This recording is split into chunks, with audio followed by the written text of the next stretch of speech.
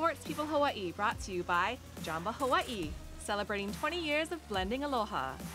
7-Eleven Hawaii, your neighborhood store. And Vacations Hawaii, Hawaii's favorite connection to Las Vegas.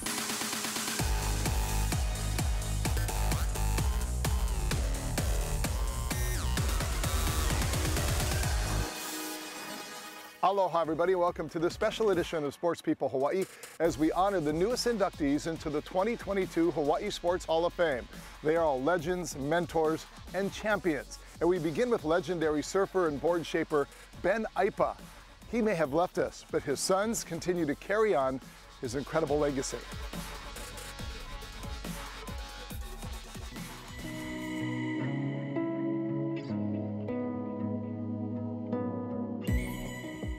For a career marked in inches, even millimeters, it's almost impossible to measure the impact Ben Aipa left behind. You can really understand the board, then you can surf it, because if you really don't understand the board, you're going to have to ride it at first.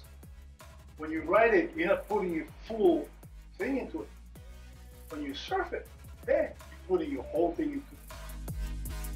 Well before his signature sting sent the surf world into a frenzy, Aipa made his mark as a swimmer, springboard diver, and football player. It wasn't until he was a young adult that he got into surfing, a career propelled by none other than the legendary Duke Kahanamoku.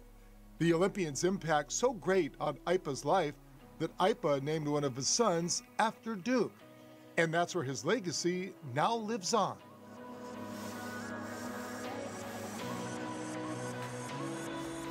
With sons Duke and Akila carrying on the family Aipa name and brand. I feel like I'm a conduit of his information, whether it's coaching with kids and mentorship, and it's what I'm merely sharing is information Dad left with us. And I feel like it's not very good unless you pass it down or you share it. And if I can share that with people on boards and they appreciate that, then I got a pretty good job. You know, we get to see authentic smiles, and that makes me pretty happy. It's deeper than a name. It stands for the presence of my dad. I think my dad would be incredibly excited to see how both my brother and I are taking the foundation that he built and running with it. With Akila in Hawaii and Duke in California, the Aipas are spreading out their signature surfboard empire. Not too different from back in the day, surfing with Dad. My dad always used to say when we paddle out into the lineup, it was a joke. He loved this joke. He'd turn at me and my brother and he'd look to the guys in the lineup and be like, hey, what's worse than one Aipa in the water? And he would say 2 or 3. Great memories to carry on what they say is a legacy of aloha. I'm very proud. You know, when we were young, Dad wore a lot of shirts with our name and logo on it. I didn't get it until 35 years later when I was proud of my trade and our name. And so it makes, I'm honored, I'm thankful. Like if I get my friends boards and help their surfing and improve their surfing and improve their stoke and happiness in the water, that's the ultimate reward. A reward for Ben Aipa returned thousands of times over with every board he shaped. And now, a lifetime of accomplishment. Honored. So to be inducted into the Hawaii Sports Hall of Fame, he'd be stoked. He'd be super stoked. As for a Hawaiian, you know, we're putting our mana in it, our energy into the board. And it's not just this cool thing that we're making. We're making a vehicle for people to connect in the water, maybe forget about their worries and just like have fun on. And in his own words, that's exactly how Ben felt about shaping. It's always been a fun thing. And one thing I can say that for a lot of shapers who are into this thing, they get pissed off, they either break the blank or whatever. I've not broken a shape board since day one. I only break it when I'm surfing.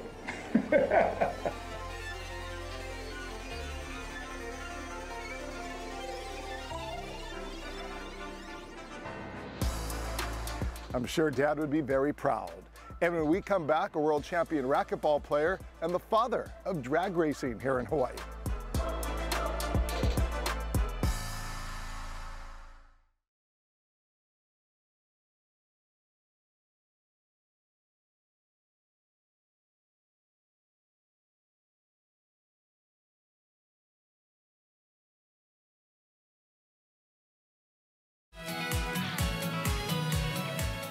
This segment of Sports People Hawaii is brought to you by 7-Eleven Hawaii, your neighborhood store.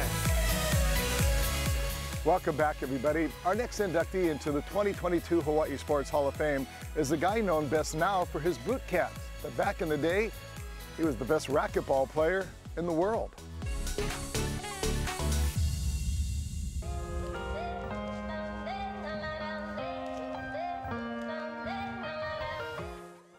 You probably know him like this. Right, and as we cross the leg here, we want to try to make sure our lower back isn't arched up like this here. We want to push it to the ground. Jab, cross.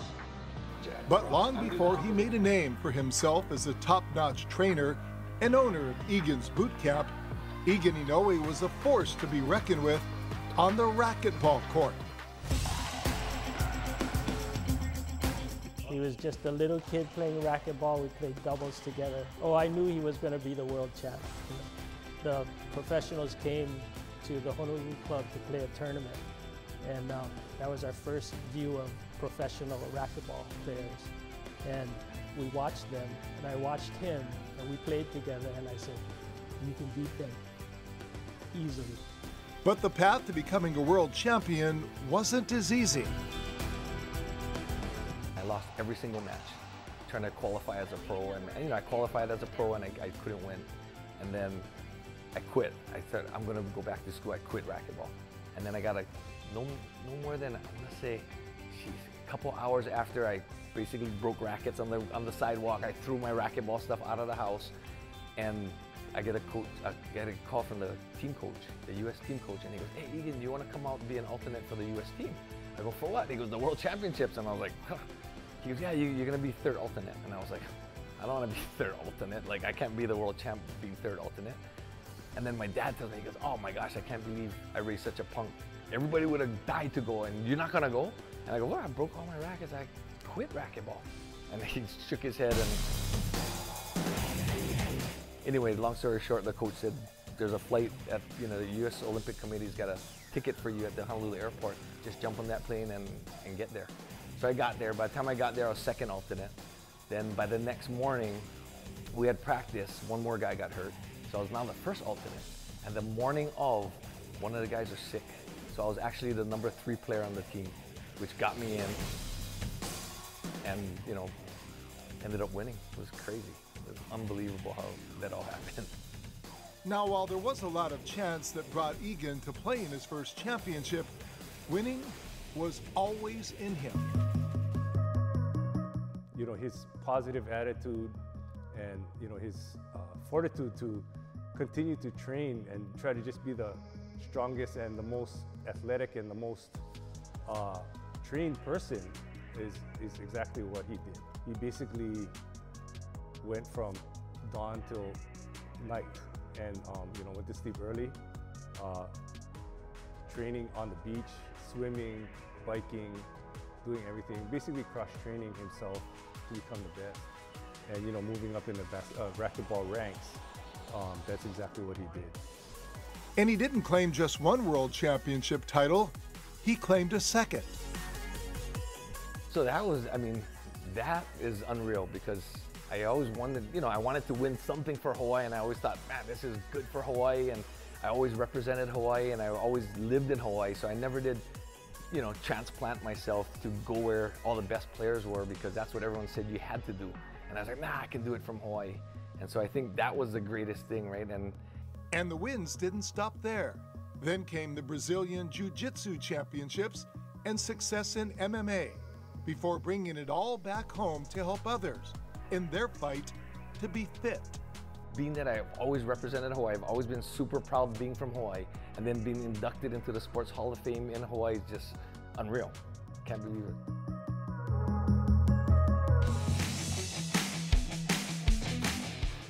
A man of many talents on the mat, on the court, and even in the water. Now to our next inductee. This man, well, he's lived his life in the fast lane.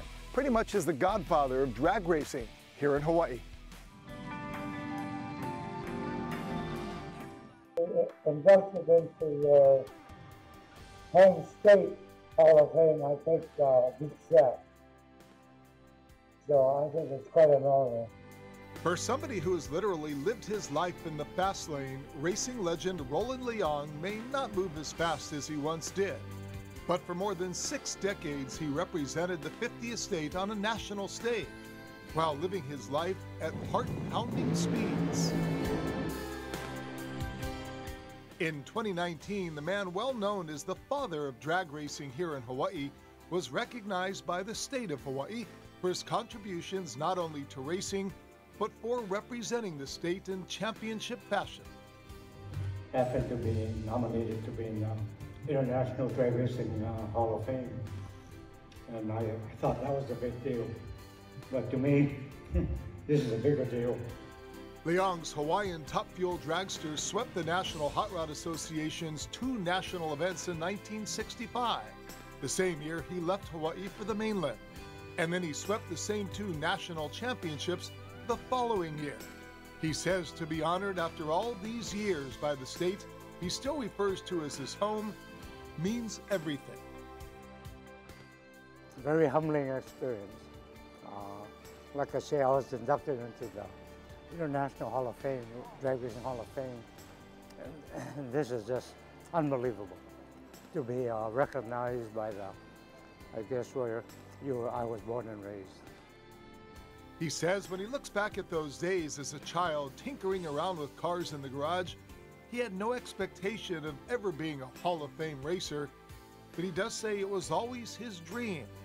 He also says his road to success wasn't easy. Believe it or not, my parents were very educated, and I'm the least educated one of my whole family. My father had a master's degree from Harvard in 1934. Unbelievable.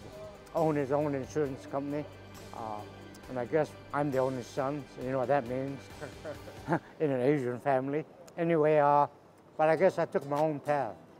Turns out that path led him to unparalleled success for a Hawaii racer, and now with those days in the fast lane in the rear view mirror, Liang relishes the present, knowing he set a course for others to follow.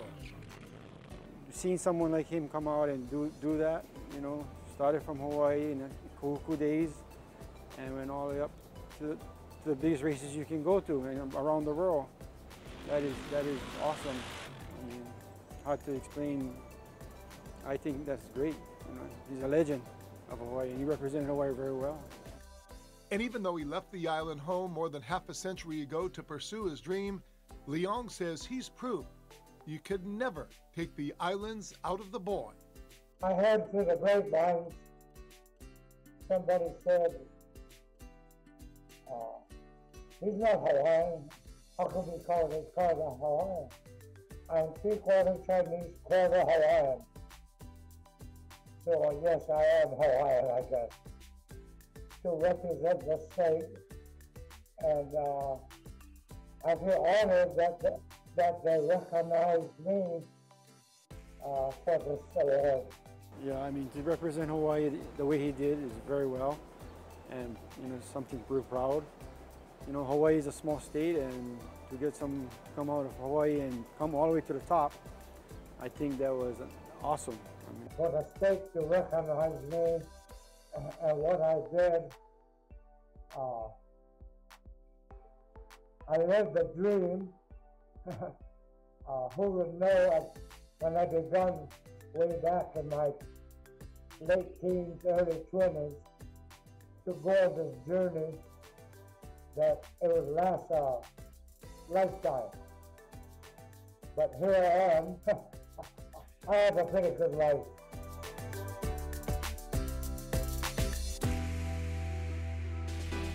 Well, it turns out only a global pandemic could slow Roland down.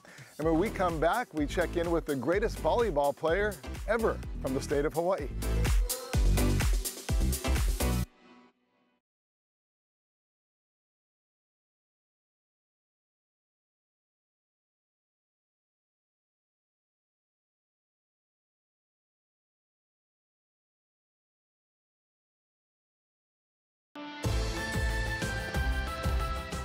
Welcome back, everybody, to this special edition of Sports People Hawaii.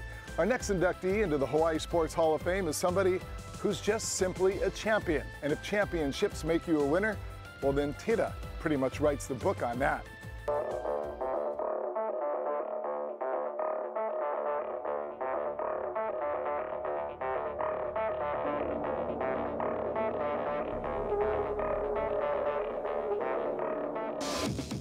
Player, coach, teacher, champion. It's hard to put everything Tita Ahuna is into words. Even those closest to her find it impossible. I could never sum up everything she's done because it's just amazing. And if you talk to Tita herself, you could add one more word to the list: humble.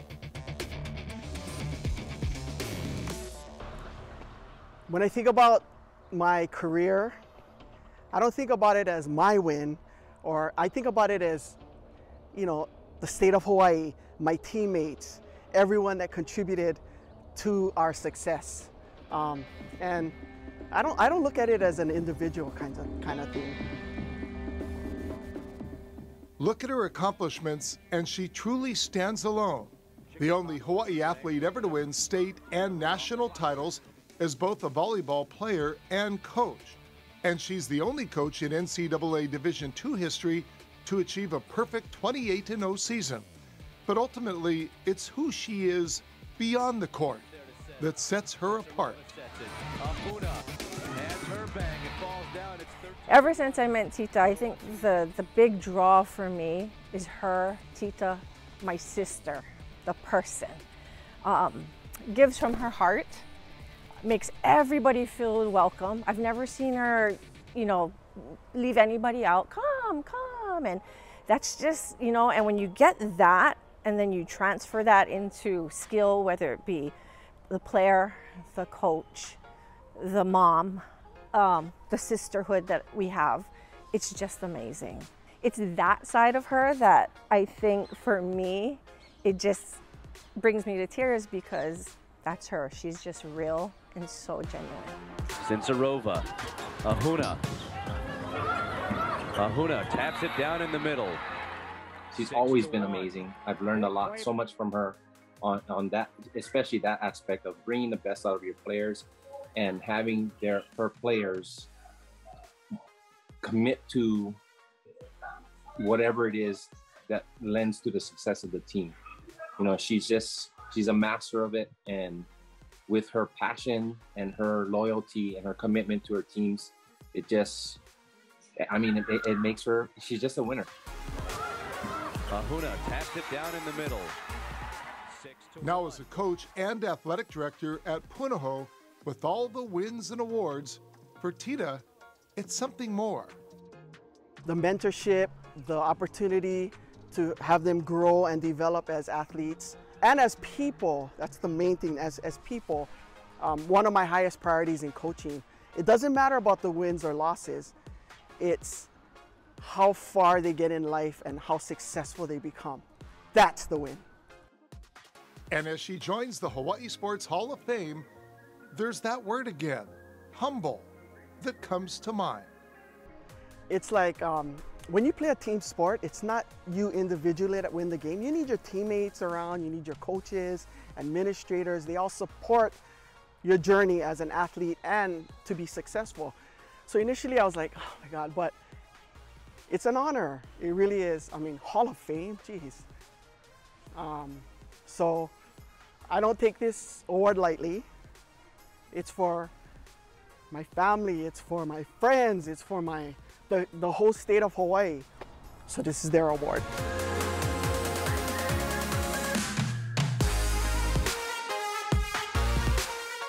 Congratulations to Tita, a champion at every level. And when we come back, a man simply known as Coach.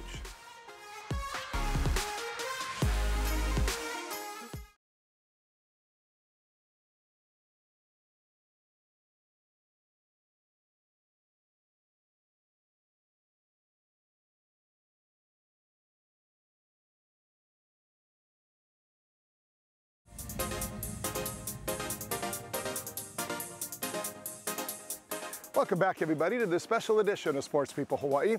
Our fifth and final inductee into the 2022 class of the Hawaii Sports Hall of Fame is a man who's been in the spotlight for decades and was actually one of the founders of the organization he's now being inducted into.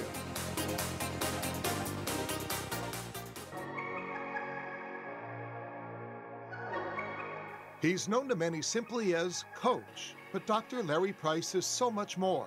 Husband, father, educator, civil servant, and mentor. Coach Price, for me on a personal level, probably the most influential guy in my life.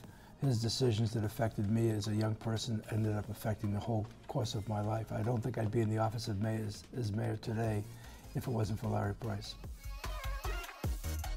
A product of Roosevelt High School in Honolulu, Price holds several college degrees, including a Master of Business Administration from the University of Hawaii.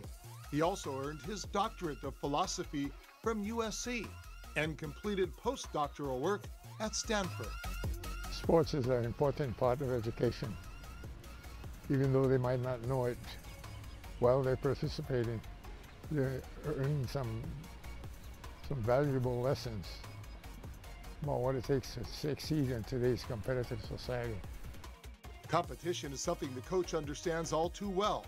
After serving in the U.S. Army, Price was a 4-year letterman with the University of Hawaii football team and was elected captain in 1962, 63, and 64. He played in 3 Hula Bowls and was the University of Hawaii's first NCAA Division I head coach.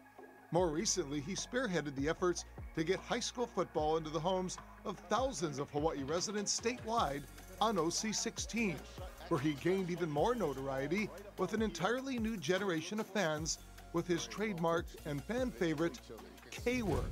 Coach is all cartouche team. That's a cartouche. Well, I think it's coming full circle for Coach Price. He's been such an important part of our state. He's an asset. He's an institution in the state of Hawaii. I've known him for more than 40 years. I'm proud to call him a friend.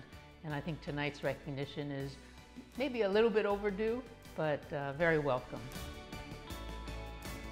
From athlete to coach to journalist and teacher, now finds himself coming full circle, being inducted into the Hall of Fame that he worked so hard to establish.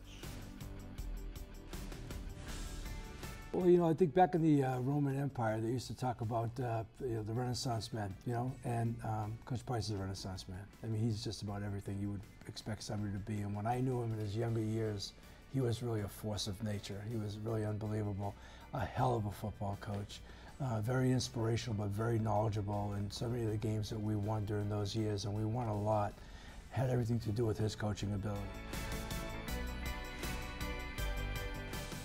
Oh, it's a great responsibility. This will go on for many, many years. And people never forget a good athletic story. See kids go up in a program that gave them the opportunity to show their stuff. Well, we said that in the beginning, that they were going to throw the ball. We're expecting it to throw a little bit more. It'll be interesting to see if the defense can hold up in the second half with Pearl City. Let's take a look. What he's given back to Honolulu, really to Hawaii, is really remarkable. He truly is, he's still one of the, I would consider him a living treasure.